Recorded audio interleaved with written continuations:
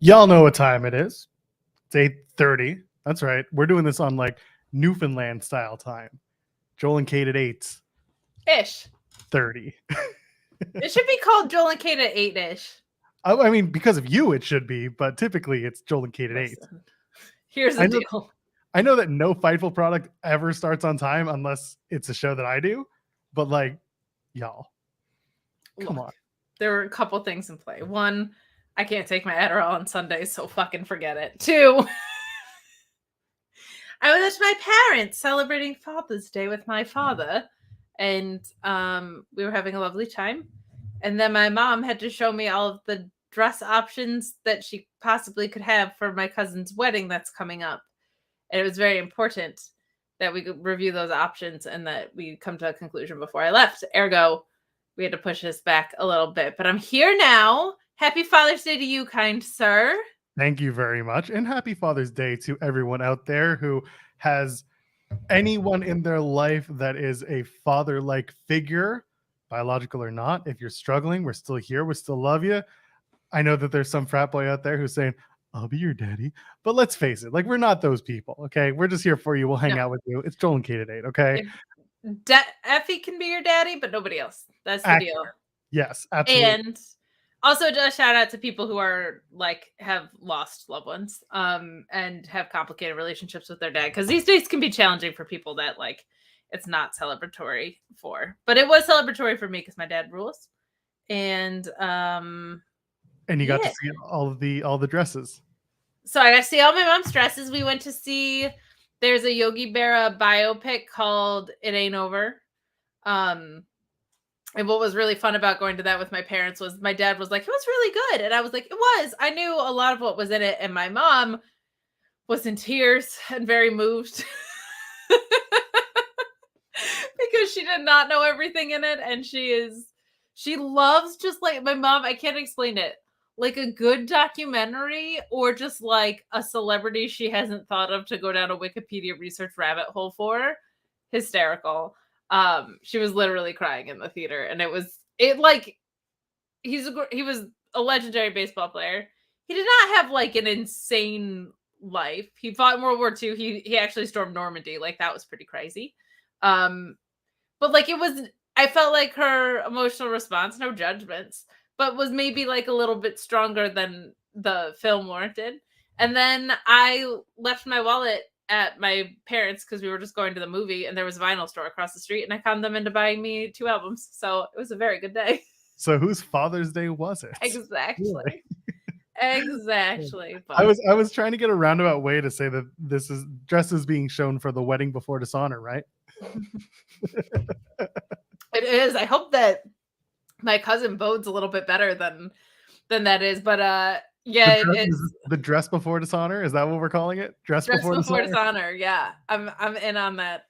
They are running Death Before Dishonor in my backyard the same day as my cousin's wedding, and it's just a shame that I have to skip my cousin's wedding for that. No, I'm just kidding. How was your Father's Day, Joseph? And hi, Andrew Zarian in the chat. Oh, why would you call him out? He's okay. I love Andrew Zarian. Hi, John Alba. I mean, Andrew Zarian. I was gonna say where John Alba's got his own shtick going on soon on his paywall. Anyway, my Father's Day was good. It was not super busy. I mostly spent it with the kid. We went out, ran some errands, and took him out and went to the park and just had a good day. He gave me a really cute gift that daycare had him make, and it's really funny because they wrote down something like, Dad, you're my hero. I want to touch your heart. Just the I want to touch your heart part. It's just it's the corniest and also like weirdest suspect line I've read ever. But it's also because it was a heart and he did finger paints over it. So I want to touch your heart. Is it like it's either incredibly sweet or he's a serial killer? There's no in between whatsoever on that. I love it. It was the literal part where I was just like, oh, he wants to what now? I've had to say that about people before, but it was a very different context before. Oh, by the way, if you're watching the video, hi, it's good to see you. Hi, how are you? Good to see you. Whatever. Yeah. Hey, let's talk about wrestling. Let's talk. We will. But first, leave a thumbs up on the video because you're here and you want to hang out with us every day here on Fightful Overbooked. If you haven't subscribed to the channel, please do tap that bell, get your notifications because we are live every single day. There is content dropping every day, whether it's recorded or live. It's almost live every single day. If it's not Kate and I, then it's myself and Jeremy. If it's not me and Jeremy, then it's Rob and Maggie. If it's not Rob and Maggie, then it's Haley and Kylie. And if it's not them, then it's Reg and Mike doing indie. There is a ton of stuff on Fightful Overbooked. So if you're not on here, you got to get in it. I have an extremely important question. Yes. Do you appreciate when people do those things? Which things? Like subscribe to our channel, send in super chats, etc. Well, I haven't gotten to the super chat part yet. That's the one that I actually that's what I like the most. Yes. Why? No, you can tell the people about the super chats. Yeah. Go ahead and just donate a super chat. Any amount, get your questions stayed on the air. You could be like Ricardo here. It says, I celebrate today for myself. My pops was a poop. And you know what? That's totally okay too. Celebrate yourself. Treat yourself. Do your thing. And just be kind to yourself on days and times when it's difficult. So I'm glad you appreciate that about the people, but I can't stress enough. And I said this last week. I expect it from people. Okay. I'm done with this. Like, oh, we really appreciate the support. No, of course you should support us. Like, I'm done with this cute little, like, it means so much. No. Okay. We're busting our asses. Give us your money. The least you can do is leave a thumbs up. Give us your credit card too and subscribe to Fightful Select. If you don't send in super chats and you don't subscribe, you don't support women. And I'm going to keep hammering this home because it got us, somebody bought a Mark Order t-shirt because I was doing that. So here's the deal. We're great at this, especially me and Joel. Okay. It's true. We're so good at this. We had one dip because Joel made a huge mistake and took CM Punk off the thumbnail. We learned, we moved on. Okay. We adjust. We're really good at this. So you should support us because we're great and I'm a great person. I can't say that for Joel one way or the other. I know I'm a great person. Joel seems fine. So send in your super chats and your upper chats. Yeah, I'm all right, I guess. Please don't clip this out of context. It is a joke. We sincerely appreciate you spending your Sunday nights with us. But it's so funny because I jokingly tweeted like, man, I could use a day off, but today is the biggest, most intensive work commitment that I have because it has to be with Joel. But like the fact I get to come on the show and I do none of the work is just the absolute blast. Like you set up the broadcast, you do the thumbnail, you figure out everything to talk about, you pull the audio, and I'm like, I just work here, man. And it's so freeing because I don't think I would be able to handle doing the show if I was responsible for things. Like I can't. So I sincerely do appreciate you. And as the father of Overbooked, happy Father's Day. And send Jeremy some love too, because it's Father's Day for him too. So there you go. And it is. And for him, it's a very different Father's Day in a lot of ways. It's his first, as a married man.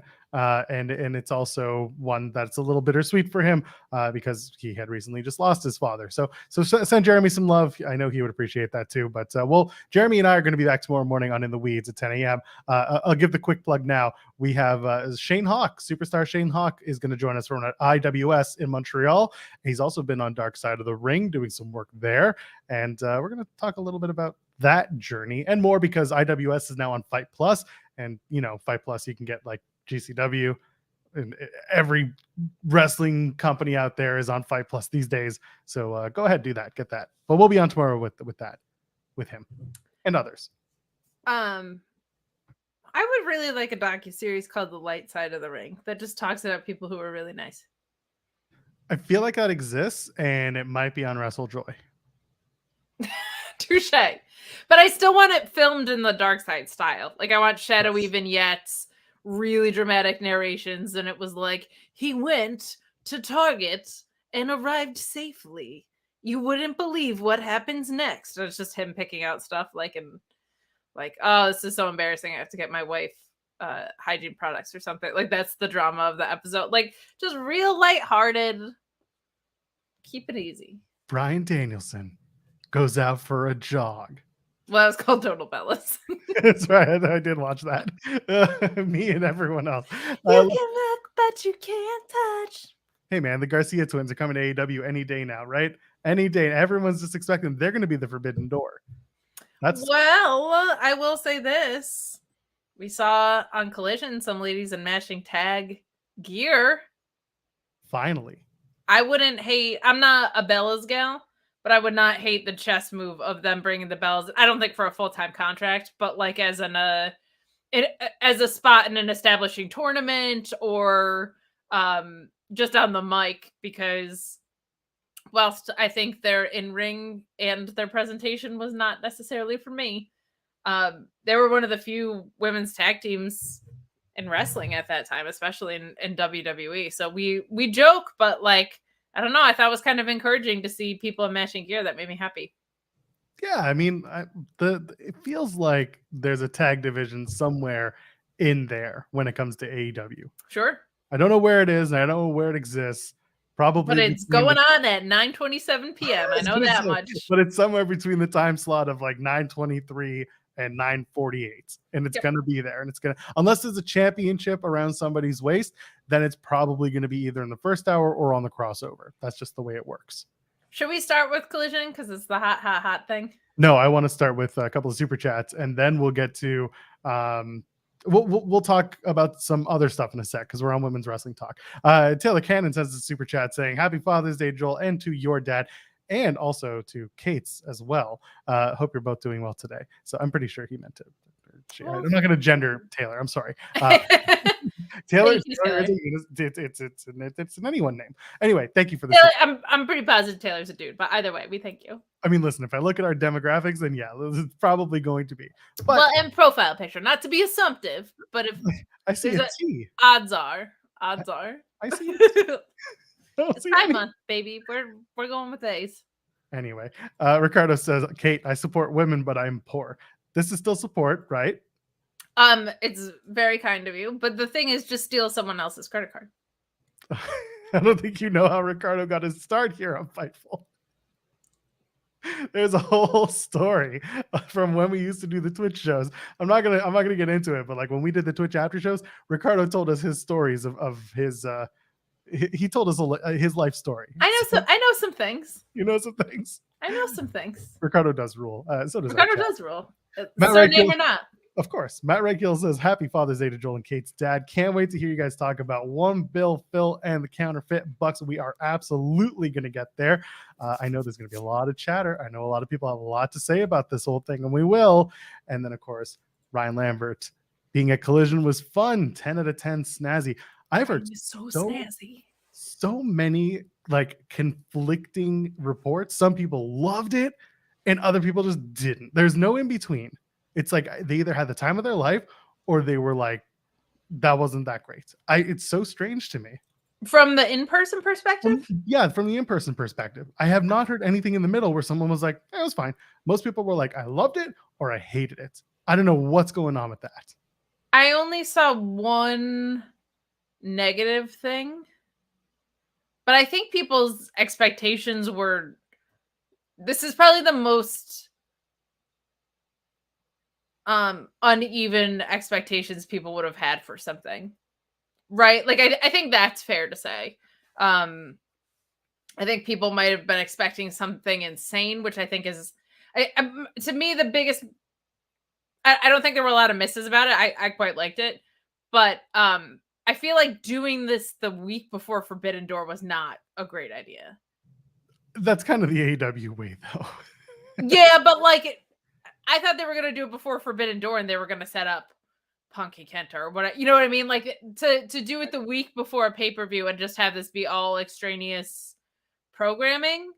But I think for an establishing episode of a show, it was pretty damn good. Like, so I think it probably just depended on what your expectations were going in there. I think a lot of people were probably upset that they didn't get ice cream, which is fair.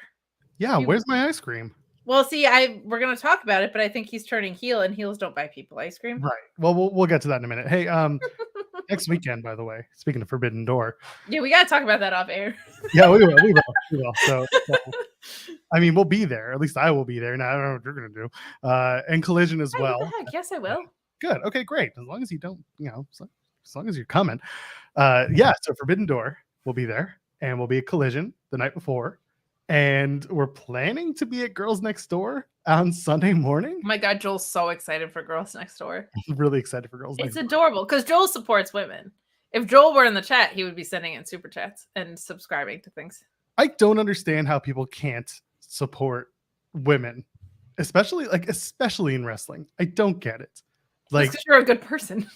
that's fair, but like even at listen, even at its like roots, if you're let's be honest, like most people watching wrestling, just like a lot of people watch football, and they're like, man, those are some good looking people doing this thing. It's the same thing in wrestling. It's like gender non-specific. There are good looking guys and there are good looking women. Sure. And like, if you're not supporting this, I don't know what to tell you. There are good looking people like doing really cool shit. It's more, I feel like the people that are like, I hate women's wrestling are also the same people that are the ones that are like, Bryan Danielson's too small to be believable to beat someone. You know what I mean? Right. Like, Hogan's I think the right sized. He was the guy. Yeah, brother. Like it's I feel like it's like there's definitely disgusting people objectifying people. We saw a whole bunch of that online today, but Yes. I think the more like the anti-women stuff is the same people who are like the only people who should be wrestling are 6'8" and jacked. Like it's more that kind of crap. But yeah, if you're not an idiot, women's wrestling isn't just like such a cool place right now. Yeah, don't be an idiot. Go enjoy women's wrestling because it rules. Don't be a dickhead. That's right. Don't be a dickhead. Ryan Lambert sent a super chat saying the only negative about Collision was no Jeff Jarrett in a title match. Ryan, I wish you could give your $2 to Ricardo. Why? Ricardo might agree for all you know. I don't think he would do that to me. It's Sunday. It's the beginning of a new week, and you're coming in here with your double J bullshit. Rude. Okay, and so I'm not trying to troll at all. I have a feeling that Wednesday, that concession brawl, Mark Briscoe and Double J, I think it might be the main event on Wednesday's show. I'm sorry, like there's no title match that I'm aware of. They gave Jarrett like a promo on the show. They're calling it like the concession stand. Like it's the only thing that has a special thing to it, and they're making this big deal out of the history of it leading to hardcore. I'm not going to Forbidden Door. Well, it's at Wintrust, so it doesn't matter. Like it's in Chicago. So. I know, but I'm saying I can't respect this company anymore. They're putting Jeff Jarrett in a concession stand brawl. That the part that makes me think it actually might not be the main event, despite that piece of it being very possible, is I'm guessing that's not going to be something that like ends in the ring. And you're probably going to want your main event to end in the ring. And they seem to be closing with the Blackpool Combat Club and Elite story a lot. Well, Fightful Select has a report up today about whether or not the Elite will be in Chicago. And the answer may not shock you because they're in Chicago for Dynamite. So just putting it out there. The answer may be exactly what you would expect. Yes. And it's funny because like I say this on other shows. I listen to a bunch of different people talk about wrestling from all different sides and scopes. And like the first thing I was listening to Steven Larson's show after Collision, and they were just like, yeah, wouldn't be surprised if the Elite were not on Dynamite this week, and they did pre-tapes and they just had CM Punk go to Dynamite because they're in Chicago, and then go to FightfulSelect.com, and that's all I'll say from there. But it's very possible that Punk Punk becomes a bit of a focal point on Wednesday as well. We'll see. And then the Elite and Kenny are not there, at least in person. I mean, the Bucks don't have a match for Forbidden Door. Yeah, and Kenny's been absent a little bit anyway, right? He's been doing the I think he's been doing like video game promos or something. But he showed up on Wednesday, and then that was it. And that was it. But he wasn't there for like 2 weeks before, right? Right. Well, he got taken out after my brain is after the pay-per-view. because of Konosuke Takeshita when he There- turned on him, and then he was out because they did the promo, the backstage where the Bucks were like, he's not here, he's not in the country, and everyone thought he was in Japan for Dominion, and then the next week he was out too. And yeah, so this past week was the first week he came back in that like huge schmoz finish on Dynamite that like honestly was kind of cool, but we'll get there. Joseph, if they have Orange Bullocks, okay, and Zack Sabre Jr. and Shibata and Danny Garcia at the ring, and that is not the main event, and Jeff Jarrett in a concession stand brawl is Collision became your A brand. That's all I'm saying. I don't even know. Like so we'll see what else gets announced this week, but when they announce, You don't care. You're just all you want to do is go to Girls Next Door, and I respect it. It's true. I do. It's gonna be fun. I hope that we get some interviews. It'll be good. I just want to meet Veda Scott and hug her in person. There you go. Veda will be there, and if Veda's there, then maybe Mike will be there. I don't know if Speedball's making that trip. You know what? Like just wrestlers who are like great and like having the run of a lifetime, and like from what I've heard, really great people as well. Like do I want to meet somebody or talk to somebody who's both great at their job and I've only heard really good things about? Yes. Yeah, no, that'd be cool. I thought that might be. That's something you want to do. See, it's just so relatable because I'm so great and so great at my job. You know what I mean? Like, it's like I'm so great that it's like I think we would vibe. So you gotta push the glasses up like a big old nerd when you say it too. I did. I'm really pretty and funny and smart. Ryan Lambert sends a super chat saying, "I'll be driving to Forbidden Door from Chicago. I'm hyped, buddy. Come and say hi. Yes, please. Please come and say hi. Be our friend. Yes, because we have no friends. It's gonna be us and like us trying to be friends with Brandon Thurston. No, Thurston's not even gonna sit with the media. It's gonna be us hanging out with John Pollock and Wei Tank, who I love, and Denise, because apparently Denise is going. Oh hell yeah, they can sit between us. Denise can sit between you and I. Oh God. I stayed in the house with Denise once. I got that. That's my claim to fame. Really? Yes. Well, it was Jeremy's wedding. We all stayed in an Airbnb together. Oh. Yeah, we had podcasts going at the same time, her and I. I was doing Joel and Tim. Oh, that's right. I remember this. So, yeah, I was doing Tim and Joel. She was doing After the Week. Lord. Guess which one did better in the ratings? Hers, absolutely hers. Told you that the way you cut yourself off is just beautiful. Once in a I'm while. excited for the Forbidden Door. Yeah, and you know what? The matches that they put on this week or announced this week on Dynamite really made me a lot more excited. Even honestly, I don't hate the Sonata Jungle Boy match. I don't. Nor do I. I think people are underestimating. Yeah, it's going to be a good match, and it has a story to it. It's not directly involving Jungle Boy and Sonata. That's going to be in the ring. Everything outside is going to be Jungle Boy's story, and I'm fine with that. Sonata's going to beat the shit out of him. Yeah. And then Jungle Boy is going to eventually turn heel. That's great. I also just think, like, if not him, who? Like, you have Okada Danielson, you have MJF Tana, which I think is going to be great. Like, it's not going to be anything that's faction heavy with Sonata. So, like, I think it's a really good call. I think having your champion, this guy who now looks like young Minoru Suzuki so much with his current presentation, being like an older established champion, and Jungle Boy who's been looking to chase gold for the past year. Like a couple months ago, he said, I'm going to hold gold. I don't care what gold it is, but I'm going to hold gold. He's been trying to so this goes to the greater point. I don't mean to be negative, but I'm a little negative. No, I don't. Cause I feel like, there's people who are like, they didn't build down any stories. And I feel like people are missing, because AEW is so centric on like, we set up this feud through a backstage interview and their playbook has not been as diverse lately.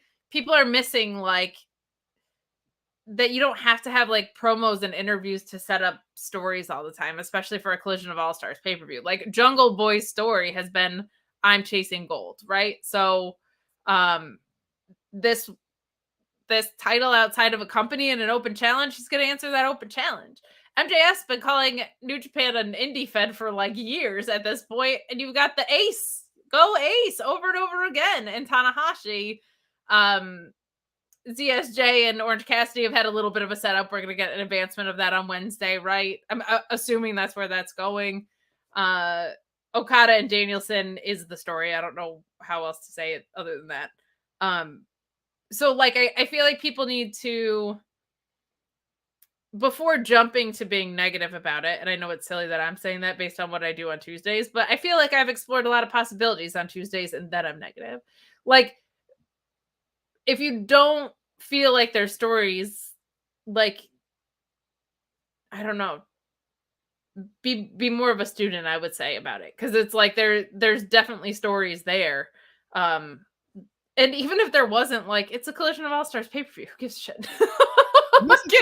This is not that, but there are stories there. If you kind of just dig another layer deep, it's just not served up to you on a silver platter in a way that a lot of stories are. So this is the one thing where it's like it's twofold. One, it's that this show is very much for a hardcore fan, and that's okay.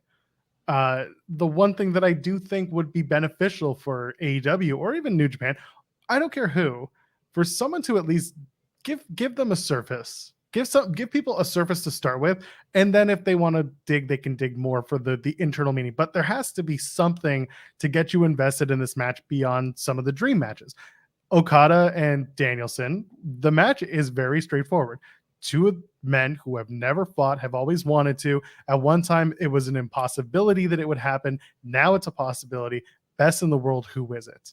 That's a pretty straightforward story to have, and that's for a lot of fans. That's a dream match. You know both guys. This is quote good enough. That's fine. Tanahashi and MJF, like you just said, MJF has been on a tear saying, New Japan is a POS company. If they brought that out more on AEW programming, I would like that better. But because I know about it, I'm not against it. Tanahashi's doing his side of things. He's promoting it. MJF this week, the way that they kind of brought it up and had Renee go to the back and say, hey, you're going to face Tanahashi. What are you going to do? And he's like, I'm not going to show up. That is a good start. And they'll probably go deeper into it on Wednesday. At least I hope they do. And then it'll end up with like TK saying, if you don't show up, then you're going to forfeit your AEW championship. And it'll be a world title match for CM Punk and Tanahashi, like it was supposed to be last year. Whatever it is, like make something out of nothing if you can. But it's a good, just give them a springboard, give them a starting point, and then the fans will dig. But I'm never a fan of having the fans dig for literally everything. I don't think it's up to engagement accounts to make you a better fan. I think it's up to the companies that are trying to serve the fan the story. I think there needs to be something there in order for the fans to go digging. I get that, but it's a little bit of, like, I think there are things they could have done to enhance it, but I think people are also a little close-minded on it. Like, for people to be like, there's no stories when Kenny and Ospreay has been a story for years. Like, yes. Could they have put a video recap of or vignette type thing on? Sure. Like, there's ways you could have done it, but it's just like, if you can't see that Jungle Boy is answering the gold, the open challenge after saying he's been chasing gold, like, I don't know what to tell you. Like, you're being a dense fan in that case. So I feel like Okada and Danielson, all I needed was that one vignette in the announcement, and I'm good. Ospreay and Kenny has had a story. Sonata, I feel like an open challenge, you don't even fully need a story, but Jungle Boy has one in that he's trying to get some sort of gold on himself desperately at this point. MJF and Tana, we discussed. I think there's some really obvious things. I don't want to say obvious because they're not being spoon-fed, but like, assuming we're getting ZSJ and Orange Cassidy, they're two of the most active wrestlers in all of wrestling defending their championships. So it's like, I feel like people need to open their mind up to what it means to have a story behind a match a little bit. So yeah, and I agree. A lot of these stories, a lot of these matches are being set up well. And again, I think it's again twofold. One is that some of these other engagement accounts that are taking a shit on everything are the ones that are making us have to like step back and be like, it's not that bad. You're just using forceful language to make your point. And that's really obnoxious social media stuff that bugs me anyway. And then the other thing is just like these matches, the Sonata match, I understand why some people were immediately not super into Jungle Boy being the challenger. I get it. Like some people were expecting a big name and maybe they'd announce it next week. Maybe it's like, I don't know, maybe it was Eddie Kingston, or maybe it was, again, someone who was a regular main eventer, not the guy who just participated in a 4-Ways Pillars match and was like one of the least known members of the group. Sure, but like you can even not like you cannot like the story, but you can't say there isn't one when this guy on AEW programming alone has been 100%. saying he's going for gold. You know what I mean? 100%. And that's where I agree with you. And that's what I said like at the beginning of it. I'm like, I get why this match is happening, but I also get why some people were like, oh, it's Jungle Boy. Like the immediate, like the mindset that a lot of fans were going to have was like, oh my God, who's it going to be? And it was just a bit of a letdown that it was just Jungle Boy. So it's not a bad thing. I think they're going, again, I think it's going to be a match that over delivers. And a lot of people are just kind of walking into it with low expectations, which again, I understand because you haven't seen Jungle Boy in a big IWGP World Championship match and you're about to see it. And it's probably going to turn out much better than you anticipated. There's no one else who would have been better in terms of telling the story with Sonata. I can think of one person, and that was the 5-man tag I wanted.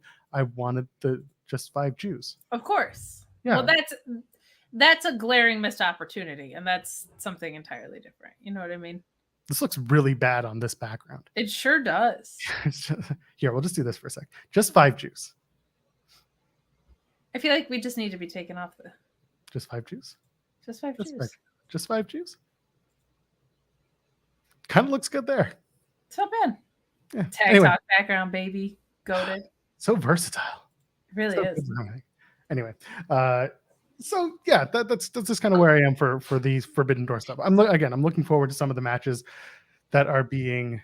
I misspelled just wrong. No, I didn't. Just 5 Jews. That's the font, you jerk. Yeah, man. Jerks. Now you got to send super chats, you bots. You do. Now the bots have to send super chats. Okay. Give us money. So I'm looking forward to Forbidden Door. I think there's going to be some good matches coming on Wednesday as well to round out the card, and probably on Saturday while we're there in the arena, wondering like, oh, what else can they do? They'll probably. Well, that brings us to our friend Phil because there's some interesting possibilities. Kenta didn't come out. However, Kenta did not come out. I want to argue in the chat. Oh no, that was you. Okay. No, yeah. People are like arguing about spelling. Calm down. It's Sunday night. Relax. I misspelled something great. Sorry, I'm reading the chat. I gotta stop reading the chat. So Punk comes out and he has a lot to say. And I don't even know. What does he do before he even says a word? Walks out with a bag and shoes around his neck. He takes the flag off. Yeah. Which is the second I saw that. Absolutely. I said before, I didn't notice he did that until I watched it back. And before any of that, I was like, this felt very close to the promo he gave when he turned heels on The Rock. Yeah. And then when I watched it back and he did that, I was like, oh, that's why it felt like this. This is a nod to that. The hairstyle, the taking the flag off the mic. Second I saw that on the replay, I was like more and more confident that he was turning heel. So let's dive in. I feel like go for it. I get what people didn't like about it. Pulowski said it really well. He was like, it made me feel uneasy because, and I was like, well, I think it was designed to. And he was like, if it was designed to and he's turning heel, I have less of a problem with it. But the shoving it down your throat that you have to love or hate him and that you also have to love or hate the other guys was something that he didn't like, because he was like, I actually kind of like both sides, and I actually really like both sides. So I get a lot of that, and I get where people are coming from, but he had said, and the truth is, like, you either acknowledge it or you don't, and you have to acknowledge it. Like, there's just no way you can't. So I think for a first episode of a show, the idea that, like, of course he's going to lean into a feud whether or not it can happen. Of course he's going to call out MJF. Like, he has to pick up where he left off in a sense, and he has to acknowledge the elephant in the room. I don't know what else you would do. But I actually really liked it because as long as he's turning heel out of it, I really liked it because a heel that fully believes he's right is the best heel. And a heel that can elicit empathy for that is the best heel. And CM Punk works better as a heel than a face, and I liked him as a face, but he's a good guy. He's a great bad guy. Like, this is what I want from him. The title not being in the bag was a little weird. I'm wondering if they just physically didn't have it. Hold on. Then what was in the bag? Let's speculate real quick. What was in that red bag? I said tax. He's coming back. He's coming back as Deathmatch Phil. I'm here for it. It's Danhausen's sack of money. It's all the money he owes Danhausen. It's for the boots that he borrowed from Danhausen. That's what I'm saying. He bought Danhausen's boots, and that was the money that he used to buy it from him. So that it was the rental fee. He was giving it back to Danhausen. Exactly. I think there was probably some replica in there, just a case or whatever, but I think it was probably intended to be the belt. So you're alluding to him picking up where he left off with MJF. You're alluding to him in the Elite. The counterfeit Bucks line seems to be the thing that everybody took away from, which I think is good. But a lot of people were like, I didn't like this and I don't like him. And I was like, I think that's the point. And we could talk about what happened in the match because there's some interesting possibilities there. But I like him as a wrestler. Like I like his promo style. I like what he did here. I don't know how you get around this, but my favorite part of the show was Bud, Matt, and Andrade. Like, that was a great match. It was an amazing match, and I'm so glad Miro's back. Like I'm as big of a CM Punk mark as I am, and I think it is important to have him anchoring the show because I don't know who else you do that. I think the best sign was that I felt like I would have absolutely watched the show even if it wasn't a big CM Punk return. And I feel like you brought him back this way in this place because you can control the reaction. You knew he was going to be over, so you had some predictable stake in things. And now I think he's going to get tweener reaction everywhere else he goes. And I think that sets up a nice cadence for a heel turn. Like, if you're to turn heel, you have to not be a heel first, right? And I think a mixed reaction is a little bit more detrimental than a controlled one. So I didn't have any qualms about it. I thought there was a lot of good juice to dig into. I loved the Bucks' response in their bio. I thought that was hysterical. I hope we get to see the match because it felt like he was inviting a match that could make them a lot of money. And so if everybody feels safe to do it, I hope they do it. And same goes for MJF. Like, that dog collar match is my favorite MJF match, maybe of his career, next to the Danielson one. But I think for a first show, you have to expect that this guy is going to lean into the stuff that everyone's talking about, right? I mean, yeah. And also after the ESPN interview, there's some other stuff that came out of that I think kind of added an extra layer to us who talk about it and consume this stuff as much as we do. First of all, by the way, the red bag, when I first saw it, you know what I thought was inside of it? And I shit you not. Muffins and Spindrift. Oh, maybe it was. Maybe that's what we'll get on Wednesday. I thought he was going to pick up where he left off. I thought he was going to get in the ring, sit down, cross-legged, open the bag, pick out a muffin and a Spindrift, open it up, and just be like, now where were we? And everyone just laughs and laughs. So yeah, and then the Bucks, yeah, with their, if this was 2018 PWTs, we would have had a design up. I thought that was cute. I thought that was good. Then the Bucks kind of will needle back when Punk takes a shot, and I think that annoys Punk if they're still actually actively not talking to each other.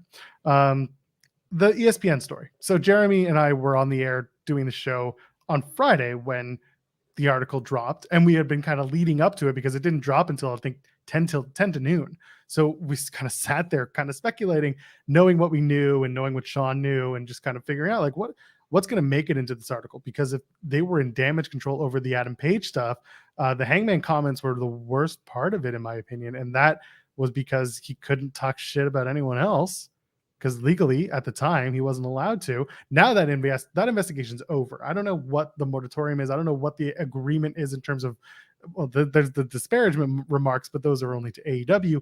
I don't know if those carry over to the EVPs as well. So regardless, he went after Adam Page, and going after Hangman, who is universally beloved by pretty much everyone except this one dude, just felt like axe to grind. And that, I think, added an extra layer of just uncomfortability or just discomfort for everyone who was watching on Saturday. But that's when you have to again, is he working? Is he shooting? Is it both? Is it worky shooty? But again, think of the Heyman comments. While he said, people are, you're soft, the wrestlers that you like are the softest, or whatever that line was that I don't have off the top of my head, that makes it very frustrating to me, because I like those guys. And I do like CM Punk as a wrestler. I'm annoyed at CM Punk, the human. I'm annoyed at the elite collectively. And I'm annoyed at the needling. How many times have I said, you know what y'all need? You need to sit down with a bottle of something. I know none of them drink, but y'all need to sit down with a bottle of something and hash it out. Because back in the 80s, that's what you would do. And 9 times out of 10, that would be the answer. The 1 out of 10 times included a firearm, but we're not going to get into that. Or Shiv. What on earth is the impetus for us to know that they did that? Like, if they did that, if they mended fences, yeah, like there's no value in letting us know that. I agree with you, by the way, and I saw that tweet where you said that, and I 100% said, like, yeah, she's right. Because if I look back in a few months and they're doing this match, I'm going to look back and be like, bravo, you did it right. You got us all. Everyone who is a pundit and sits in front of a camera and talks about this shit, we will be like, oh, good stuff. You got us. But what if they don't? And history has shown that they're not exactly running to do it on both sides. That is where the biggest crux of the situation lies. Someone says a nice bottle of San Pellegrino. And that's true. Whatever it is, I don't care. Sit down and talk about it. Maybe they did. Maybe they did, and they don't need to tell us, and that's true. We are not privy to that conversation or that information. At the same time, if they did, and everyone's being kayfabed, that's not good. Like, I'm talking locker room, and the 100% of the locker room is not going to sit on it and not say something to somebody that gets out to somebody else that gets out to somebody. It happens, right? Telephone. I don't think they're working the boys. Wrestler. Yeah, I think so that's where we're at. So I think the era of working the boys is over. Like, I think because that actually fucks with people's mental states and careers. Like, I think we've moved on from that. I actually I disagree from the idea that if they're not willing to do the match, this was a bad idea, because I don't think anyone gives a shit in 3 months from now if everybody else is in different stories and they're not doing the match. I don't think anyone's thinking about this promo. I don't think they care. But if they're still needling each other, which they have been for the last year, then we're back to square one. And that's really, again, that's the crux of it. So that was part one, was the San Pellegrino, sit in the back and have and drink and figure it out. Number 2 was honest to God therapy for everyone. It was just, everyone just needs to sit down and because it's wrestling. It is wrestling, but every single time something happened, it was bad enough that you would clap back in a way that made me think, like, why do you think everything is about you? Or why do you think every single problem is directly attacking you? What is he supposed to come out and say? This has been the narrative about this guy for 8 months. This has been where he left off in storyline, kind of with MJF-ish. Hangman was the last guy that he had faced. He's not going to bring Moxley into this because Moxley's in a different story. And I don't think there's a money match left in that, right? We already played out Rocky 3. We know what Jon Moxley and CM Punk do to each other. I just don't understand what people were expecting from this guy. to be like, what is he supposed to come out, not acknowledge it, say he's so excited to be back, and give a Tony Khan promo about how pumped he is for our 6-man later? I mean, you'd be surprised what he could do. I don't want them to continue needling. I agree with that, but it's like, it's an initial episode of the show, and this has been everything. The only thing that's been talked about with this guy for the past like 10 months has been this. You can't go out there and not acknowledge it. And by the way, he's coming out. We know what he does with his look when he's changing face and heel. We know that he loves to allude to little things like taking the flag off of the mic. We know that he likes to keep tonalities of things. Like, I really think he's turning heel off of this. And I actually, and maybe this is my CM Punk bias coming into play, if he did that because the Bucks won't sit down, I don't blame him. I actually think that's fine. It's like, if you want to leave the most amount of money on the table and I still have to acknowledge this thing anyway, throw it out there. Because what if they change their minds? They're gonna make more. It's the thing I keep going back to is, it's not a big money feud. It's the most money feud in the history of the company, probably. Like, it's not like this is a little bit. This is like, if you want to sell out the rest of Wembley from the pre-sale numbers to max capacity in 2 more minutes, announce it. Like, that's where we're at. And by the way, you can also, like, if Kenny's into it and the Bucks aren't, do Kenny and Punk. You got Canada on the horizon. Like, there's a lot of possibilities here. Now, the main event, something that Alex Pulaski booked, is very, very interesting to me as a possibility. Is it Bang Bang Bill joins the Bang Bang Gang? It is Bang Bang Phil. Bang Bang Phil sounds joins awful. The Bang Bang Gang. That's awful. There was a moment with him and Juice after the match where he had said something right after he pinned him. And there's a lot of people that want to keep FTR face, and there's a lot of people that want to turn CM Punk heel. How do you turn CM Punk heel in a major way? He turns the fuck on FTR. You have Jay White and CM Punk rolling together in this newly reformed Bullet Club. Sorry, Kenta. Bullet Club New Japan style versus this just got way the fuck more interesting because of the type of heel that Punk is and the type of heel that White is. Whoo boy. And then you get to keep CM Punk heel and you get to keep FTR face in a way that everybody wants. And then CM FTR, like, I actually thought, I knew they weren't going to do this, but I was like, man, it would be a really interesting story if Punk started to turn heel because he got pinned in Chicago in his first episode back and CM FTR wasn't all it cracked up to be. Like, oh man, you want to stab some people in the heart. You want to let Bret Hart down? Come on, man. There's a lot of possibilities, but the moment where Punk and Juice Robinson were talking to each other, like, the idea of Jay White, CM Punk, and Samoa Joe just coming by as an enforcer to scare the shit out of people on the same sides of things. Holy hell.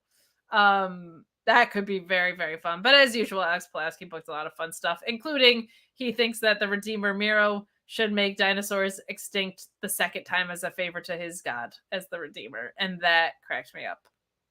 I mean, I can understand why. Yeah. There was somebody. It was on the Sour Graps Patreon. Where did it go? We have our own Patreon? Well, no, because someone tried that once and it didn't go over well. That's how Late Night Grin was born. No, someone was on the post for the show, for your show, and they said they were there and mentioned something about Samoa Joe getting real pissed when he left the ring. Like rolling out, walking out, and giving his finger to the crowd off camera. And I'm wondering, I don't know if it's true. I haven't seen it, but this is just one person said it. And I saw a few people say like, oh, Joe's pissed. And I don't know if that was part of a story or if it was something else, or maybe Joe was pissed because he was in the match. He was fine in the match, but like he was very much just kind of there. Well, maybe they're setting up Punk and Samoa Joe as a one-on-one then. And that's fine because that's what originally was planned. And then things got moved around because they wanted to give Punk a chance to like get his ring rust off and make sure that he was still good and As comfortable they in his ring. should. That guy gets injured very frequently. Right, exactly. You take one stage dive and then your foot's broken. That's just the way it works. So with Joe, I'm hoping it was a bit. It is. The difference is though, like Punk is a winner who's injury prone as opposed to Cody Rhodes, who is a loser who's injury prone. So I just want, just in case Steven Jensen's watching this, I want him to understand that CM Punk gets hurt, but he wins, whereas Cody Rhodes is an adversity facing loser who gets hurt with great frequency. I wanted that to be very clear. Yeah, but he keeps coming back. But he keeps coming back. Who, Cody? Yeah. Shoot him down, cause he won't fall. His wrist is titanium. Oh, we just got demonetized because of that. Thank you. Oh, here we go. David super chat saying, I was there. He did give the crowd the finger. Could be working, could be shooting. I don't know, but that was when Joe did that, or when I heard about that, I was just like, that's not a Joe thing. Joe doesn't usually lose his cool either. So I feel like because of that, it's part of the story, and maybe they'll bring it up. But it was very strange to me when I heard that Joe was visibly upset and that he left the ring like that. So Samoa Joe is one of the best complete sellers and storytellers from curtain to curtain rather than bell to bell. I've never heard or seen him do anything even remotely that unprofessional. So to me, that's absolutely story. And the other thing is, I could see Samoa Joe hearing the ovation for the standoff between him and Punk and being like, oh, after the match, I gotta flick off this crowd. Because the moment they locked up, it got very, very, very loud. Yes, and someone in the chat saying he could have been legit hurt. And if that happened, then that sucks, because that also throws away some stuff with Ring of Honor plans. Because he is the television champion right now. So he's Joseph of the Samoas.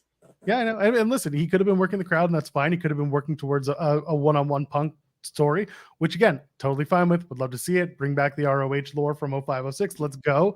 I was just curious because I saw the comment in the select post, and then I saw a few other people. I already did that. I already banned that person. Stop. Yeah, get the fuck out of here. Yeah, we don't do that here. Hey, who's this guy? Get the fuck out of here, right? Wasn't that Moxley's return words? That's right. Oh god. So yeah, the trios match was fine. Honestly, my feeling with Collision was like it was a good show. It was a good start. The one thing that kind of annoyed me was that they didn't announce anything for next week's Collision, and I was kind of put down by that. So knowing what the good people at Fightful Select know now, I'm actually more intrigued than annoyed by that. I wish they had told us something, but for kind of the main juice, I'm a little bit more interested than annoyed. But yeah, them not setting anything up was definitely weird, and especially with Forbidden Door around the corner, you would think they would want to, but I'll give them through Wednesday just in case there's some ace up their sleeve with that. Got a lot of tickets left to sell in Toronto for Collision. The pay-per-view sold out, of course. They sure do. I would say the things that stood out to me the most were, I mean, Andrade versus Buddy Matthews was just phenomenal. And the way the production was for the introduction for Buddy Matthews, I thought was great. Like, for an anchoring storyline on the show to be like, I think the strongest point of the show was phenomenal match between Bud Matthews and Andrade. And then they didn't tell us it's coming up next week, but Malachi and Brody being in the ring insinuates Andrade is going to show up with his friends, right? So that continuation, I think, is a very, very good thing. We didn't really get any other continuation. To your point, I think Luchasaurus winning is stupid, but seeing the forest through the trees, the fact that Christian was the one holding the title and sitting on his shoulders, I think it's the right call. I think you're going to get a face-turned Luchasaurus, which he's for the kids. Just make him a face. And I think you might get a Christian title reign, a transitional one.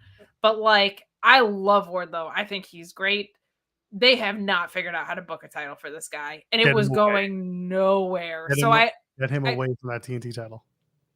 I kind of think unless they're gonna do like him and Max right after Max and Cole, I'm wondering if he's like a guy that's poised for ROH. Him going and beating Samoa Joe for that TV title because they already have this history, and him having a little bit of time against some of the highest caliber workers in the world in Ring of Honor, like I think that could be a really healthy call for him as a wrestler.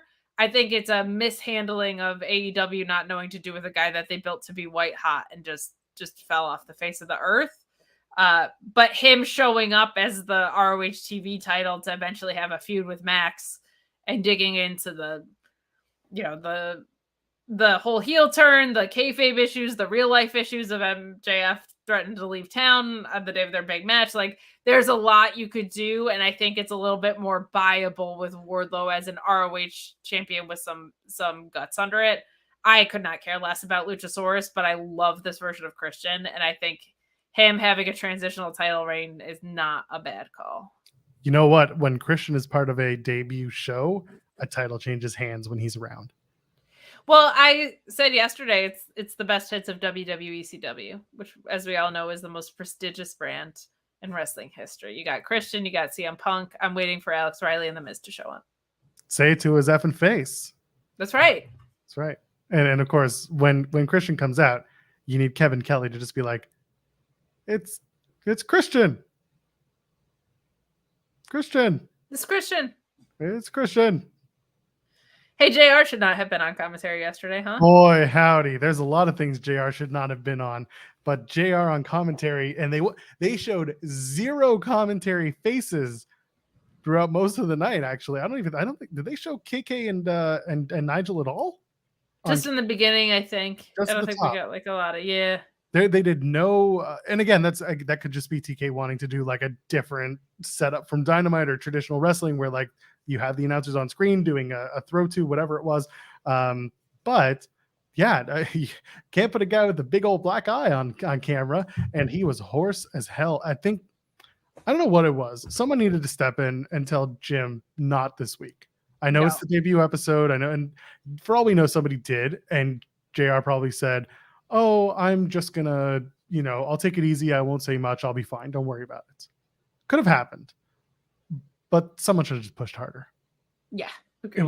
It wasn't good. He wasn't good. And no, I think it's the first one. So he wanted to be there. Nobody wants to tell him no, but like, that was not good. And I don't know if he's the solution for a while Kevin Kelly is fulfilling his G1 commitments. Oh God, no. No, I do not want Nigel and JR on the call. This is, again, and everyone's going to say, Veda Scott. Yeah, Veda would be great. I agree. But, like, let's be realistic. Who else could it be? And it's probably going to be Excalibur. But, like, who else could it be? Oh, well, if you're taping and Ian's there, just have Ian. That's, like, the most obvious thing to me. Like, if he's on your ROH call anyway, just have Ian and Nigel. Right there. That's a good point. Yeah, just have Ian and Nigel. And then switch out. Bring Caprice, too. Yeah, bring Caprice can take over for JR. I'm fine with that. Yeah. It was not good. It's on, and yeah, people saying it's on TK to do. And it is. It's on the boss to pull someone when they're not fit for duty. He's so busy making his own announcements. Oh, or announcements for the announcements. Yeah. Call in Tall Paul. That's right. Tall Paul. Tall Paul. There was something else from Collision that I wanted to bring up, and I can't remember what it was. Now it's Miro. But yeah, Miro was fine. He had a squash match. He's back. He looks good. I don't know. No. We are not glossing over the return of Miro. He looked diesel as hell. No, you know what? Sorry, we're gonna go back to that. What I did want to talk about was actually going back to Andrade and Buddy. Where I see this going is LFI does come back for Andrade. They lose the trios title match versus House of Black. They turn on Andrade. Roosh comes back from his paternity leave, by the way. Congratulations, Roosh. Just had a baby girl. Or I guess his wife did, but he is the father, supposedly. So he is happy. They had a baby girl. Yeah. They had a baby girl. He was there for the making. Yeah, so Roosh coming back from pat leave to kick Andrade out of LFI and then starts a Roosh Andrade feud would be fine by me. And then, yeah, the trios match, the trios title match for House of Black would be them versus Andrade, Preston Vance, and Drolistico. And then when they lose, they all turn on Andrade. Jalistica broke his wrist though. Did he? No, that was Bandito. Bandito broke his wrist. Oh, okay. Oh, that makes more sense based on the main event of Rampage. Yes, that would do that. Don't get me started on the not the Rampage, the Ring of Honor tapings. I was a little annoyed at AEW for something. Pulling Blake Christian from his GCW title match. Oh, get over it. No, I think it was stupid. You have your GCW champion being advertised to have a match in LA at a match, and then all of a sudden on the night of, you're like, nope, can't do it. Sorry, bye. I thought that was shitty. I don't know who it's on. I don't know who it falls on in terms of like making the announcement and why it was so late, but I just thought it was shitty. Because they brought. He signed an AEW ROH contract. So what? He had a squash match. It takes precedence. Yes. You show up for your TV commitments before your indie commitments. Yeah, I think he should have been on the indie. Man, they had Nick Gage versus Zack Sabre Jr. main eventing. They're fine. Good match. match. It was not for me. What are you talking about? Nick Gage loves real professional wrestling. Hates that death match. He does. I know. No, he loves Tucker wrestling. It just wasn't. I didn't like the way that it was lined up. I didn't like the way you were lined up. Caden sends a super chat saying, "This is for Kate. I support women." I don't know about that. I don't know if Caden actually supports women. He sent in $2 to say so. Yeah, but that $2, like, come on, why not 200? Well, he didn't say I support women overwhelmingly. He just said I support women. He supports women a little bit. Seems like a straw man type of thing. Someone saying GCW champion under contract. They have one person under contract, and he's the guy we were just talking about. Yeah, I gotta be honest. I was talking about this the other day, and it might be from oversaturation, and it might also be from some things that like are not screen related that I know of. GCW just ain't it for me right now. I love a lot of the talent there. Like, and maybe my expectations were too high, but I felt like after they signed with Fight, I was like, oh, awesome. Like, what's next? And it feels like they've gone very lateral or down to me. Oh, no, it wasn't Fight Plus that did that. It was Hammerstein that did that. A little bit of both, but like I know what they signed for. I know the amount that they signed for Fight, and it was enough to be a very good resource financially, and allow them to do some really cool stuff. And it just feels like they've moved very laterally or down since. And I was looking really forward to a Zack Sabre Jr. and Nick Gage match. And I was like, man, it's just not like, I don't like the way it was laid out very much. And it was really short, which I get because Zack Sabre Jr. was like, hey, the G1's around the corner. I'm not going to be like, I'm not here to like have someone cut my face open with a pizza cutter. I'm good. Coward. Or smart, but it feels very stagnant to me right now. I also am not watching super consistently. And I'm also not the biggest like deathmatch fan in the world in general. I certainly don't hate them. I hate ones that are void of story. I hate ones that the story is, oh my God, it's a deathmatch. But it's just not striking the same chord. And I know everyone points to Hammerstein and is like, this is the beginning of the end and I don't feel that way, but it just feels very stagnant. It feels very complacent to me right now, but I'm also not the most consistent watcher, and a lot of my favorite talent just weren't. Like Deppin's injured and he's one of my favorites, right? There's a little bit of stuff that's out of their control, but just, I don't know. It's just not like, I get it. It's not hitting from me. I totally get it. And there are certain things that I love about GCW, and there are certain things that I do not love about GCW. Deathmatch stuff, I can kind of take it or leave it depending on what's going on. And we're not thirsty for blood out here like Denise is. Yeah, exactly. Caden with another super chat saying $1, one for each dollar, Kate and Ella J. Now here's the thing. You gave us $1.99, so clearly one is $1 and the other one is 99 cents. So you like one more than the other. Who is it? Name your alliances. Yeah, name the 99 cent and name the dollar. And then Aaron Kubisak sends us a super chat saying Blake Christian being an absolute jerk on GCW and a white meat baby face on ROH is so jarring to me. It is to me too, and I love it. Bring back 205 Live. No? I'm just not into it right now. I think Blake Christian's incredible, and I love seeing him in ROH. Look at you with your happy, joy demeanor.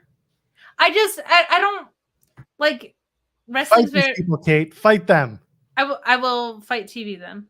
I just see. Here's the problem. Now the support women gimmick is making money, so I'm going to continue to do That's it. very nice.